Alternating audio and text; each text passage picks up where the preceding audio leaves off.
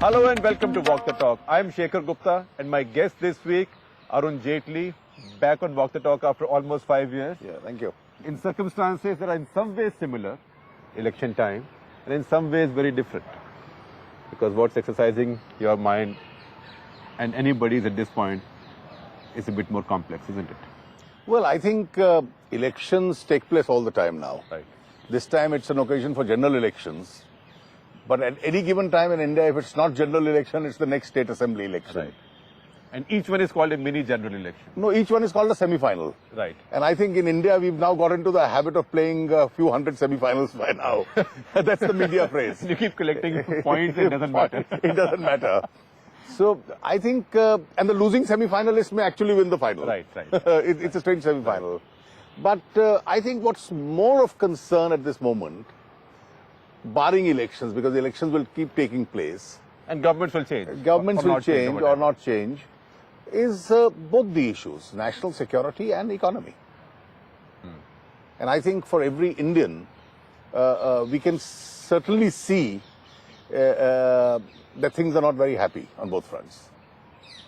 The economy is a more global issue, but national security, the incident in Bombay has sort of jolted us, but something's been happening that was not right. I think what happened pre-Bombay was that national security had become a political issue. And therefore you were... A politicized issue. A politicized issue. And you thought by being soft on a national security issue, you could link it with some kind of a vote bank politics. And at the same time, if I may say so, your party had also politicized it. No, I would slightly differ on that. You see, whenever we had the BJP or the Janasangh from very beginning, has always had a proactive, we've had a tougher, stronger approach as far as national security is concerned. Now, the campaign against us when the NDA was in power was... That you were beating up the Muslims in the name that of your anti-security measures, whether it's POTA or it's tough on terror or it's arresting people, is really an anti-minority or an anti-Muslim campaign. Now, we said an anti-terror law or an anti-terror step is a very secular campaign. You may actually end up arresting a Maoist or an Ulfa activist or an LTT activist who may belong to any religion. He need not necessarily belong to one religion, but that was a campaign. And I think this campaign did work for the UPA. But the laws were also misused. A lot of Muslims were targeted. You see, I can tell you that if in a given terror situation, people from one denomination are active in that part. For example, during Punjab anti-insurgency, during the insurgency, you had a lot of Sikhs being arrested under Tada. And at that stage, you couldn't say that, well, why are Hindus or Christians not being arrested in Punjab? Because they were not indulging in insurgent activity. But at the same time, you will have POTA where the Maoists must also have been arrested, and that was not a religious issue at all. And therefore, this campaign did succeed as far as the UPA was concerned.